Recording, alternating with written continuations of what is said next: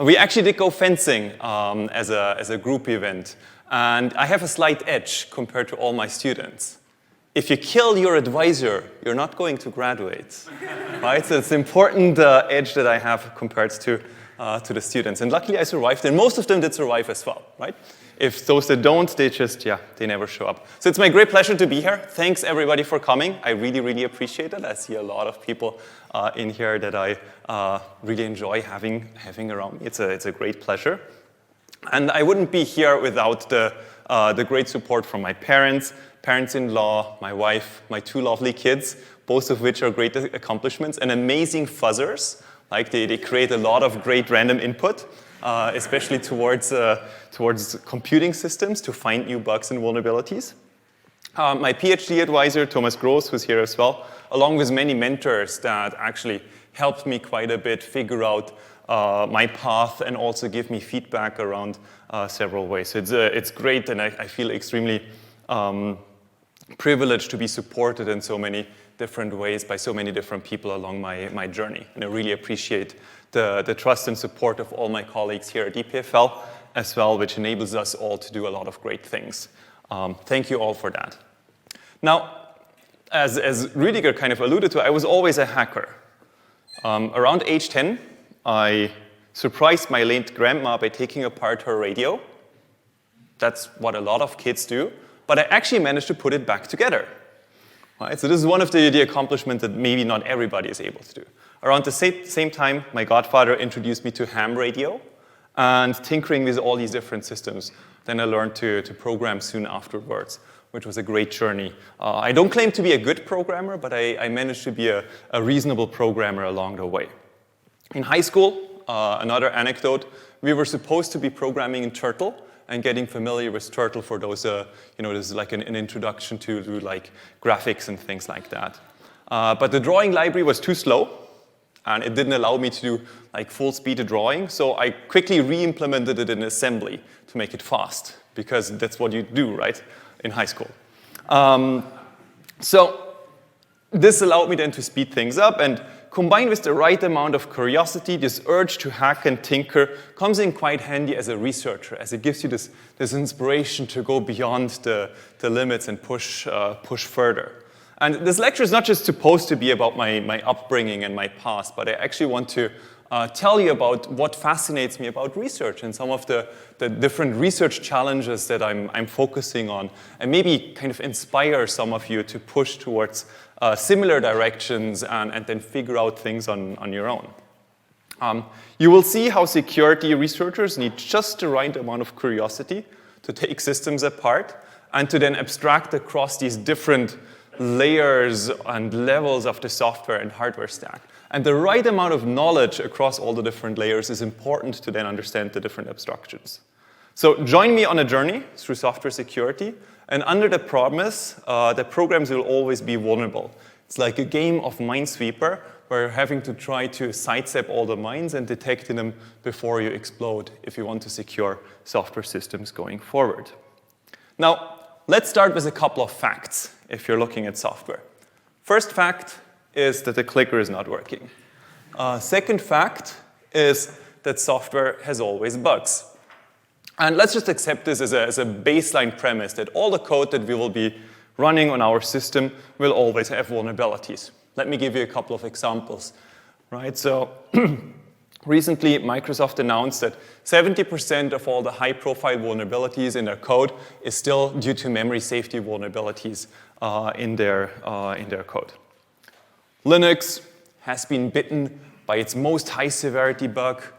This has all been just recently. For those of you who are using Android phones, which would be about 50% of you, last week you installed an update because of all your modems were vulnerable towards remote attacks that would have allowed attackers to take over all your systems. Right? So the Exynos firmware was vulnerable, which is a tiny chip that is not the main chip in your system, but a tiny chip somewhere else that controls part of the modem. And this was vulnerable to certain attacks from malicious people over the air. Another aspect that you may have heard that's 2 weeks ago is the Acropolis. which allowed people to recover data from your photos that should have been cropped out and removed. Right? So that's another high-severity software bug that makes this extremely challenging. If you're using Linux, and if you're using Android, you're using Linux, there's quite a bunch of bugs in the Linux kernel as well. And unfortunately, not all of those bugs are fixed. So I took this screenshot earlier this week. That's from 2 days ago. And you see, like, you don't need to worry and don't need to read the individual details. But you see that there's 1,200 open bugs. These are all open vulnerabilities in the Linux kernel that are currently unclaimed and unfixed. Right? So there's a massive amount of insecurity out there that requires quite a bit of research to make sure that this is actually protected. So let's agree there's bugs are everywhere, and we need to come up with strategies how we can actually cope with these bugs. Some of these bugs are vulnerabilities and can be exploitable, right? So the CVE, like this is an enumeration scheme for different kind of vulnerabilities that keeps track of all the potential exploitable vulnerabilities each year. And we are reaching about 25,000 vulnerabilities each year that are being reported and tracked, allowing us to track across all the different software systems what kind of vulnerabilities are out there and to actually hopefully update patches and figure out how we can protect against those. What does a software exploit actually mean, or what does an exploitable bug actually mean? Well, exploitable bugs would allow an attacker to inject input and then take over your system.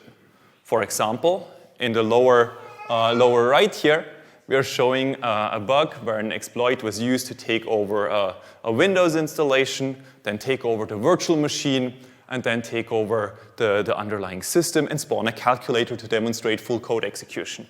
This is somewhat abstract, so let's be a bit more concrete. A vulnerability could also be used to steal all your files, encrypt them, and send them off somewhere else and holding your for a ransom, right? So you have to pay money to get back your file. So this is already more tractable, right?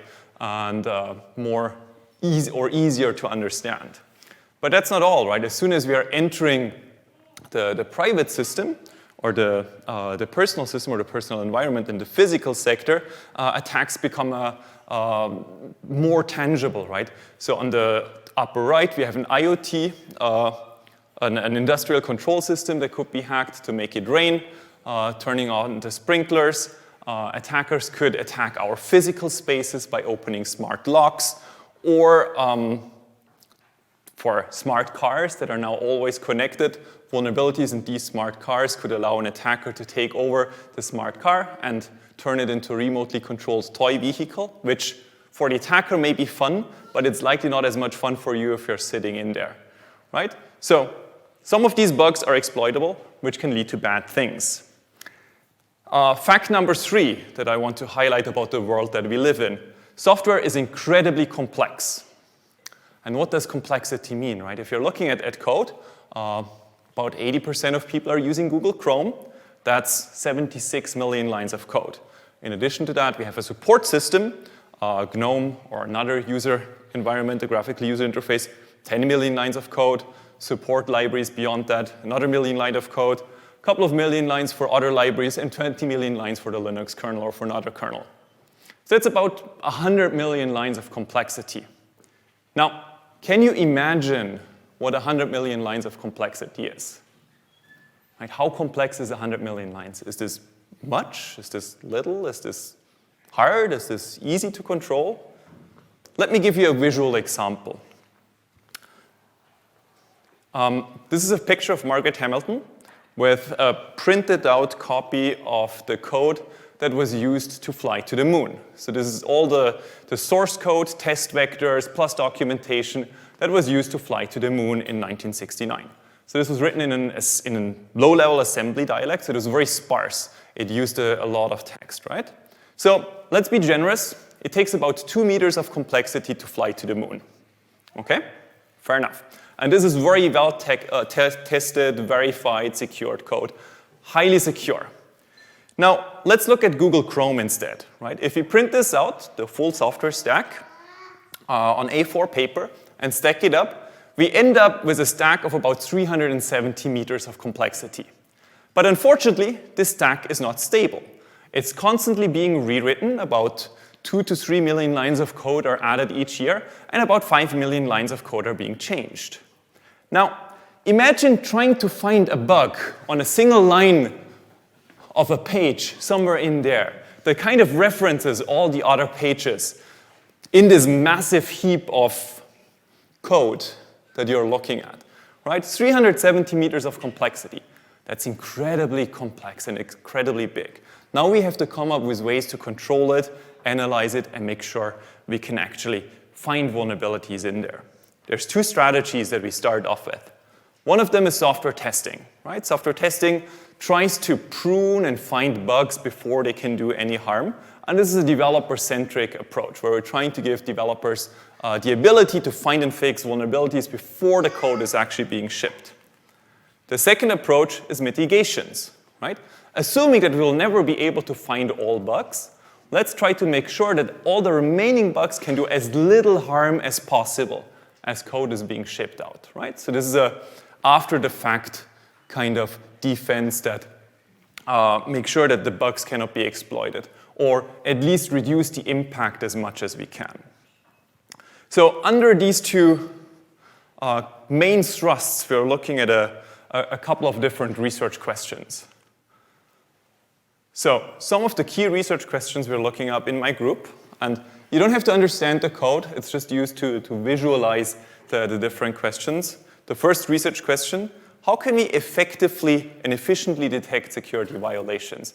And for this, we're somewhat replacing parts of the code by making it easier for the runtime system to figure out what is actually going on, to infer that, hey, something has gone wrong, and to signal, giving us an oracle that allows us to detect that there's a violation.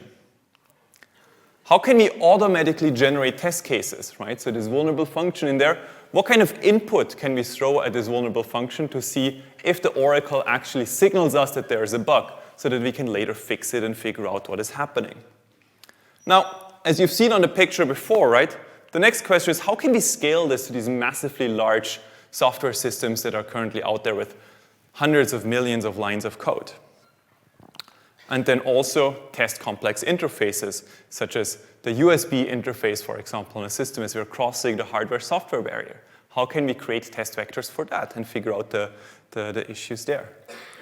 And last but not least, how can we check and protect against any kind of remaining bugs by developing very lightweight guards that are actually deployed at runtime to protect against any of the remaining bugs cheaply without incurring too much performance overhead? So I would like to structure the talk across 3 main layers, but I also want to first start by giving credit to all the amazing students I'm currently working with, which are spending long hours to implement all these different techniques and figuring out how to actually push beyond the status quo. So they are doing all the amazing work, and I'm very lucky to work with a bunch of extremely talented students in these 3 areas. First, software testing, where we're trying to prune bugs and help developers. Second, mitigations, where we're trying to stop exploitation as a last line of defense. And third, and this is a new topic, compartmentalization. How can we break these large complex systems of 100+ million lines of code into smaller fault domains to ensure that if there's a bug, it remains isolated in the smaller component? Let's take this step by step. Let's start with software testing, right? Software testing is a relatively new development in security. It existed in software engineering for quite a while, but it only took off in the area of security around 2010, 2012. Before that, security was mostly focused on attacks and mitigations, right? But around 2012, it started to take off with the introduction of fuzzing. And let me tell you what fuzzing is, because that's one of the key areas that we worked on in my group as well. So fuzzing is a simple technique that allows you to find bugs, and I'll illustrate this with an example. Right, you've got this little test me program, and you're trying to find as many bugs as possible in this program. Now, you're running this on your shell, test me, help, and it tells you, yeah, please give me a 32-bit integer. And then in the second step, you're doing test me AAA, and it tells you, oh, please give me an integer. Okay, now we're trying to automate this. And you can automate this with a very small script, right? You write the little fuzzer, and this is a shell script, where you just do a while loop. While you still have energy, you take 4 random bytes, pipe it together into a variable, and then you run the program with these 4 random bytes, and then you observe if it crashes. If it crashes, you store this input that you've just created, that you've randomly created, in a set of crash seeds. And now this already tells you that, hey, I've got a set of seeds that I can use to reproduce any crash. And this is why fuzzing is so efficient as a technique. Any crash that you discover actually has a witness. And with this witness, we can reproduce it as a developer to then go and find and fix bugs. And from an academic perspective, academics looked at this and like, this is really weird, right? This is such a simple technique. We've got all these formal verification tools. We've got all this symbolic execution tools and all these powerful techniques that would be so much better. But fuzzing was simple, but it turned out to be extremely effective and actually go find many different bugs out there that would otherwise not have found, with tens of thousands of bugs that have now been fixed. And it's a very interesting angle that we're looking at. Now let me formalize this a bit more, apart from the example, right? Fuzzing is an automated form of testing where you have a program that you're trying to find as many bugs in. You're developing a system that automatically creates input. You're running the program under test with this input. If it crashes, you've got the witness that tells you, I can actually use this test input during development to then go ahead and fix the bug. And then we repeat. As long as we have additional cycles available, we're going to create new inputs, run it under a program, and see if it crashes. And we keep doing this until exhaustion. Now, this is somewhat undirected, and the input space is quite big, right? Because if you have hundreds of kilobytes of inputs, it's somewhat challenging to figure out what the right crashing input is. So you need some form of guidance. You need a map. You need some kind of coverage that tells you which functionalities that you have executed. Now, in addition to the crashing seed, you observe whichever input creates a new or triggers a new form of coverage or triggers different coverage or alternate coverage. And then instead of creating new input from scratch, you take inputs that have so far done something interesting and you slightly modify those to see if they can do some additional interesting things, right? So instead of creating inputs one after the other from scratch, you depended on previous inputs, and this allows you to then explore the program state space much more efficiently by making the mutations dependent, and then iteratively explore different kinds of functionalities to see where you find bugs and crashes. Now, how do you make fuzzing effective? Right? This is the most simple technique. And there's 3 fundamental steps that allow you to make fuzzing quite a bit more effective, and we've done research in all these 3 different areas. First, your test cases must be able to trigger bugs, and this is where we look at coverage-guided fuzzing, or if coverage is not available, alternate forms of feedback, right? For example, some implicit feedback by analyzing traces or other systems feedback could allow you to infer where things can actually go wrong or where functionalities are being triggered. And this feedback then allows you to kind of redirect and steer the search in this massive search space towards more effective functionalities and targets. The fuzzer must be able to detect bugs. And for that, we want to have some kind of oracle that tells us, hey, you've actually hit a bug, you've triggered a vulnerability, something is wrong here, right? And there's different kinds of sanitization that comes into play that may come at a slight performance overhead or a slight performance cost, but gives us an actual feedback for that, right? For example, a policy could be memory safety or some other oracle for some high-level properties. And last but not least, performance is key, as it's a zero-sum game. And this is what fascinates me as a systems researcher so much. You have a finite amount of compute cycles. In this finite amount of compute cycles, you're trying to find as many bugs as you can. So you have to optimize how much energy are you spending on a given area of the code, on a given functionality? How much energy are you spending on The oracle, right? A better oracle could tell you more bugs, but then it could be more costly to compute, right? So you have to steer and optimize across all of these different areas. Now, I could talk for hours about each of these three topics, but I will not bore you with that, and just refer you to a couple of recent papers. If you want to know more, you can obviously ask at the upper row or at any other point in time. Right, so some of the automated testing that we are looking at, and you see at the top right, you see a fuzzer take an image and randomly mutating it across different ways to trigger alternate functionality in a JPEG decoder. Right, so automated testing sends unintended or weird inputs to the program and then checks for different kind of crashes, figuring out where the program can go wrong.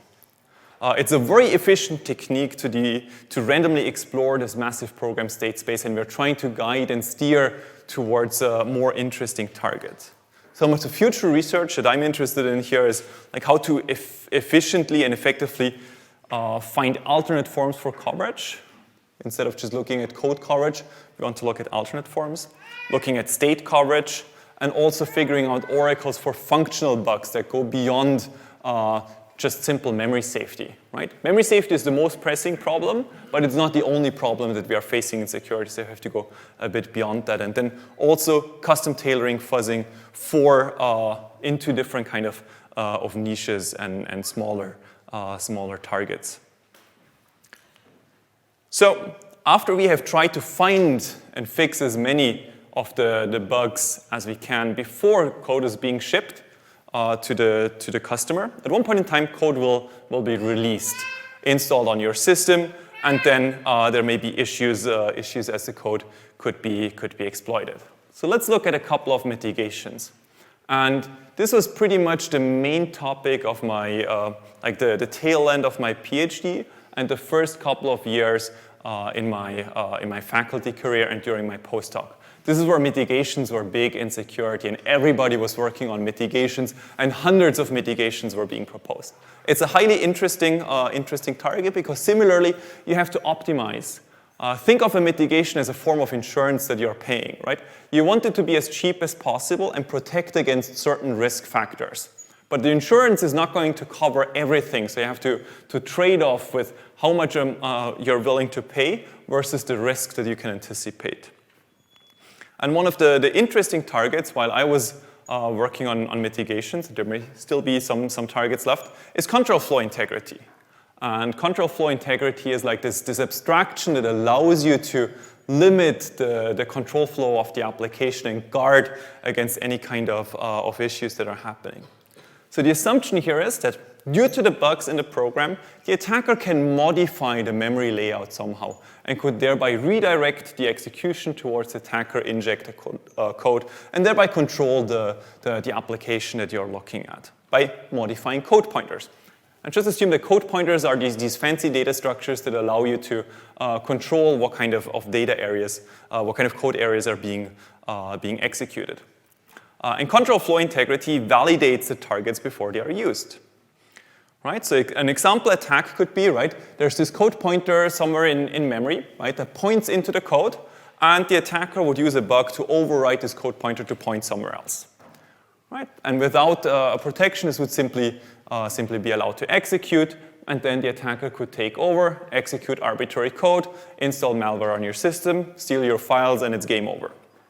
Now, what control flow integrity does is it kind of adds this little check before each control flow transfer. Now, instead of being able to redirect control to arbitrary locations, there's this check before, where we're doing a set check.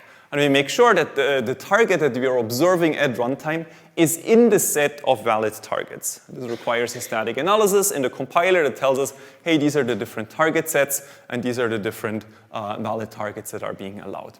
And the main research questions were, how can we create the tightest, smallest possible target sets? How can we alternate the different paths? And how can we make this check as efficient and effective as possible? Right? Thereby limiting the amount of targets that can be reached. Okay? So far, so good. This is what we did in mitigations. Again, I could talk for hours and would love to. Feel free to stop me at any time. But let's continue, right? So we've covered software testing, we've covered mitigations, but the elephant in the room is still this complexity, right? This massive amount of 100 million lines of code. You're never going to be able to kind of guard 100 million lines of code. You have to break this into smaller compartments. And this idea is not new. This is not groundbreaking. So the main research thrust in the 80s actually was privilege isolation and breaking things into smaller compartments. Unfortunately, at that time, there was not the necessary hardware support and the necessary underlying systems out there to actually enable this kind of separation and isolation.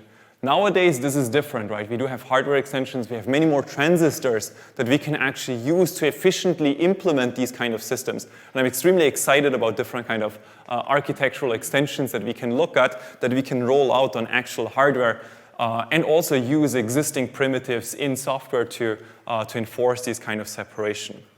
So let's look at compartments and compartmentalization, which allows us to break these large complex systems into least privilege separated domains, where if there is a bug, they fall inside this individual compartment, and errors don't spread across all the different compartments.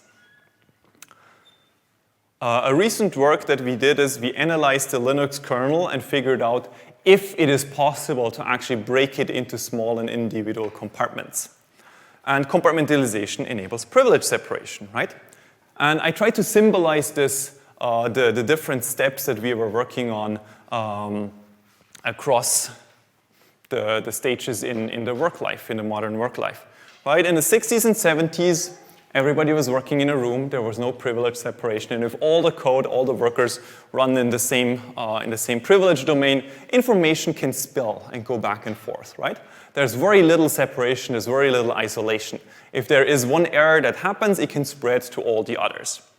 In the 80s, as I mentioned, we tried to introduce privilege separation, but let's just say it wasn't perfect, right? It wasn't complete. It was limited by the available hardware. And it kind of still allowed attackers to spread and reach over to other compartments. It was not complete enough. But recently, we actually do have the ability to break systems, if needed, into smaller compartments and then enforce isolation and separation on this smaller scale. And in the study that I'm referencing at the bottom of the page, and if you're interested, I invite you to read it and send me questions about it, we looked at the Linux kernel and manually enforced a separation policy that allows us to separate the Linux kernel network stack and a couple of different modules into individual fault domains, so that if there are bugs in this across these layers of the stack, we would detect those and allow us to separate these kind of issues, protecting the rest of the system against bugs in these components. Now, this was done manually. There's a lot of additional work to be done on compilers, runtime systems, and so on. So this is an exciting new area that is under development, and we'll see where this gets us. I'm excited about the next 5 to 10 years in this area. A second research work I would like to mention is Enclosure, which is jointly with some of my colleagues here at EPFL, where we worked on programmer abstractions that extend programming languages that give the programmers actually the ability to say that, hey, this library that we are reusing here from this other system, let's just run this in a compartment. I don't trust this library. I would like to use the functionality of this library, but I don't trust it. I only give it the data, and I make sure that the data that I get back is actually safe.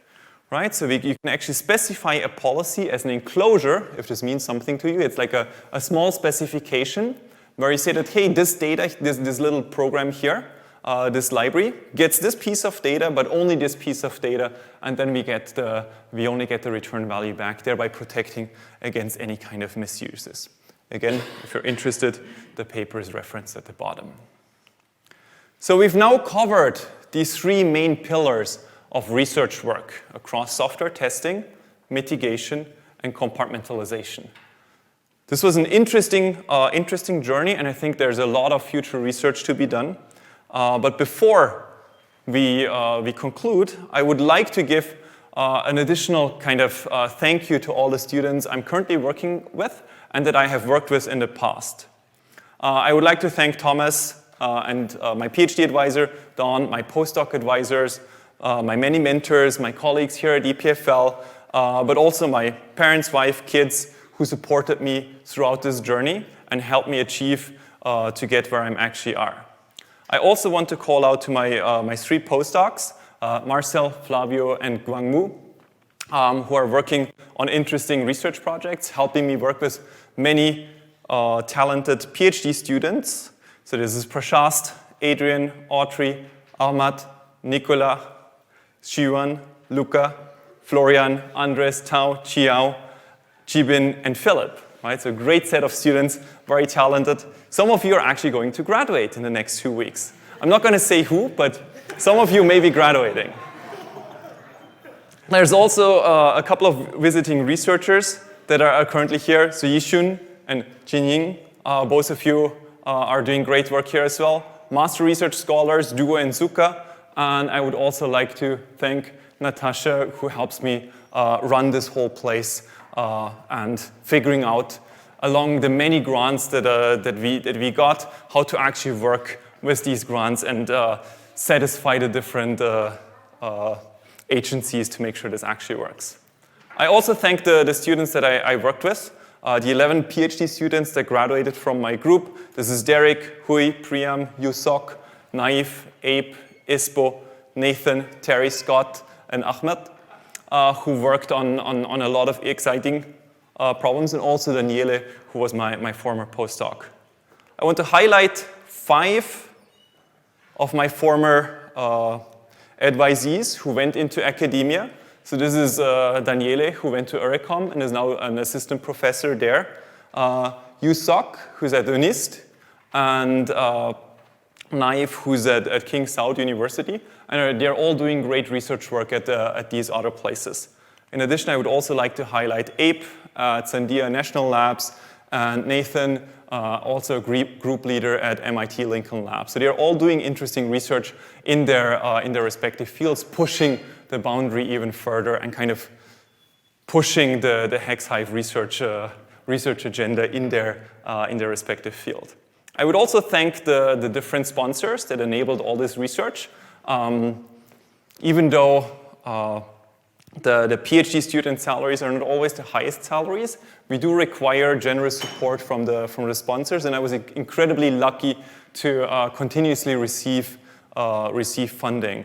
At the moment, it's 24 million for the grants I was involved in, and over 8 million for my research lab already. So there's a massive amount of support that without which we wouldn't have achieved this great these research results. So thank you to all these different kind of sponsors as well. So let me conclude with a call for all of you to join us in a software security fun ride. Luckily, bugs are ubiquitous and a regrowing resource, so we'll never be able to get rid of all the bugs. There's a lot of problems out there for all of us to look at. Luckily, we have techniques available to help us in this endeavor, right? So there's software testing that will weed out as many bugs as possible as early as possible. That's just what we'll have to anticipate and integrate into the software development toolchain to get rid of as many bugs as possible as early as possible. Then mitigations to stop large set of attack classes before they can do any harm. And compartmentalization to further limit their impact. And that's especially an area that I'm extremely excited about going forward.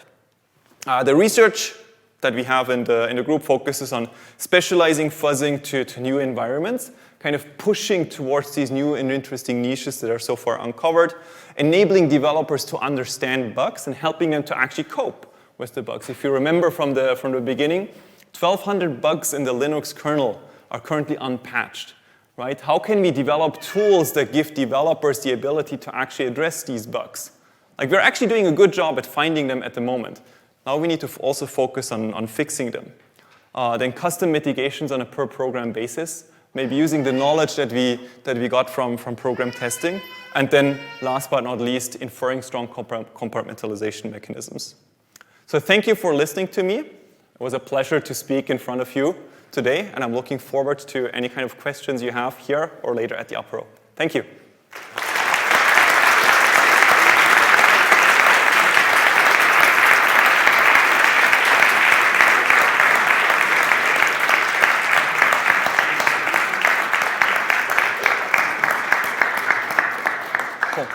I think there's time for a couple of questions.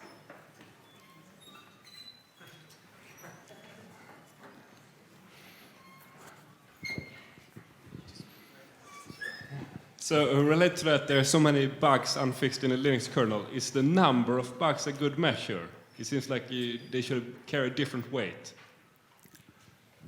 Excellent question. Thank you for asking this. I wish I had additional backup slides. That's exactly an interesting research agenda that we're currently doing. And we published 2 papers last year around this area. Where, like, so far, right, if you look at bugs, you only figure out how severe a bug was after fixing it, right? So now we have tools that allow us to find thousands of bugs. And you only figure out how severe a bug was after you have fixed it, right? So this is post factum. Now, if you have thousands of bugs, which bug should you fix first? That's an extremely interesting research challenge because you don't have good metrics. All of the bugs are equal, right? Now, given all of the bugs should be fixed, right? Now, figuring out which should be fixed first is a challenging question. This is exactly one area that we are working on. It's a good observation. We're working on categorization and figuring out or trying to automatically assess the potential impact of bugs, right? And then giving some form of prioritization. So out of the 1,200 bugs, that we can focus on those first that would allow arbitrary takeover of the Linux kernel.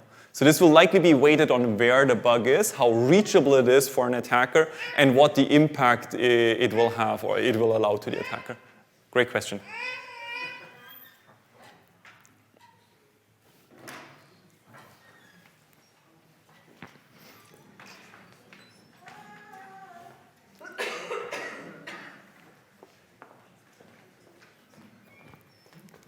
Thomas. Do you happen to know how many lines of code go into these large language models and the software that exploits these models? How many lines of code or thousands of lines or hundreds, thousands or millions of lines of code go into this? Right. Good question. There's the amount of code is not too large, but the amount of data, well, too large, like in the millions, right? But the amount of data that goes in there is much more troubling. So I'm not an expert on large language models, and I would defer to some of my colleagues here to answer some of these questions. But there's definitely potential issues there in the quality of the responses that you will get. And we are seeing in security conferences, at least, a huge uptick in papers that address vulnerabilities in these kind of systems. So yeah. JP. Okay, thanks for the great talk, Mathias. My question is about the fuzzing technique in other settings. So as you described it, essentially we say, okay, we take an input, we randomize the values of a string of characters and see how the system behaves. In some cases, the system is real time, right? And so is going to behave differently depending on the sequence of events over time, right? Which means that then the timing and the order of events is absolutely crucial and is actually part of the input. So to what extent does fuzzing cope with this kind of, let's say, real-time systems that are typically found in industrial monitoring systems and others, and actually also in operating systems? Interesting question. Existing fuzzing techniques predominantly focused on standard programs. Think of it your standard image conversion, your standard library, API or whatnot, and we've made great progress there. Distributed systems, multi-process systems, and so on is currently an open challenge. And even just running multiple processes at the same time or accumulating state is where the research frontier is. We have a lot of thoughts on that. Happy to talk more at the apero or refer you to the individual PhD students working on that. But yeah, this is pretty much the research frontier that we are at right now. Exciting things are happening. Happy to talk more about those in one-on-ones. Cool. Hey.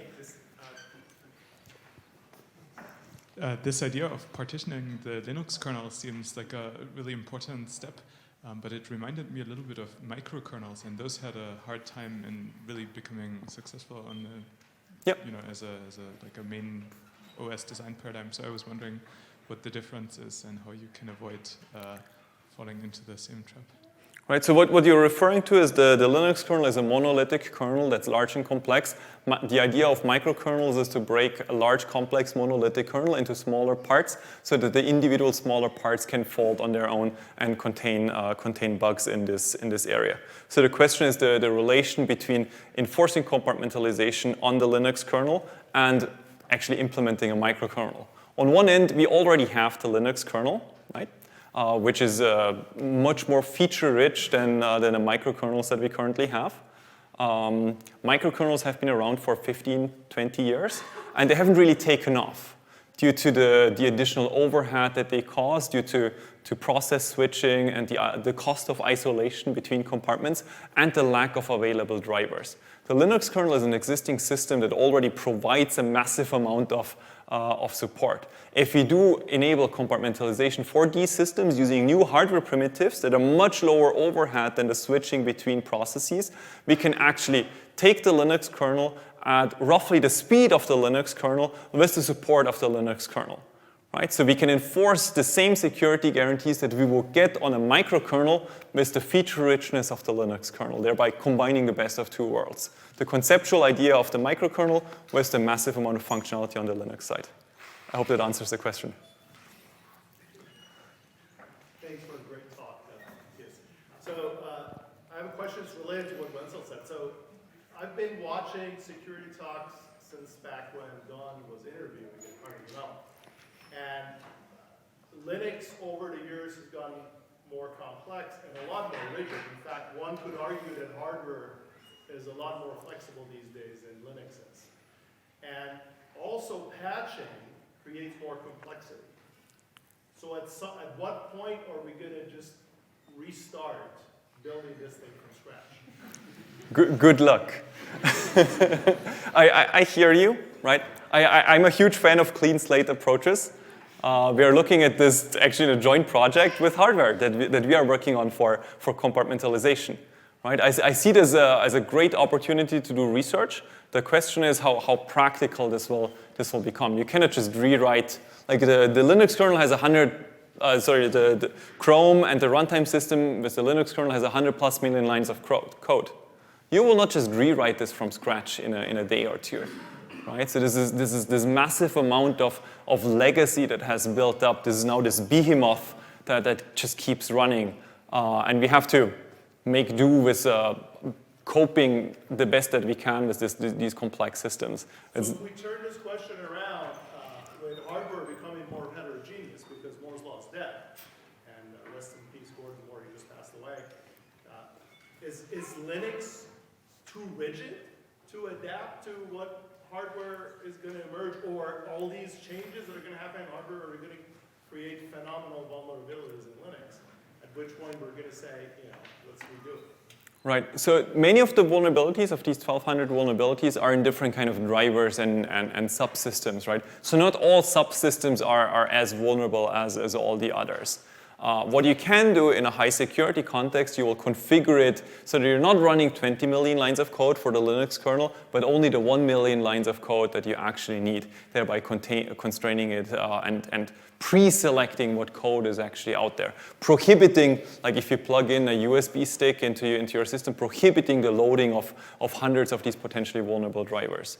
I'm not sure I fully agree on the rigidness of the Linux kernel because I've seen them move quite fast towards new hardware and to embracing new subsystems. But it is a large code base, right? So it comes with maybe a little bit of a perceived sluggishness there that makes this a bit hard to adapt. So it's a system that works on a lot of different hardware across many different architectures, across many different areas, and it's a trade-off, right?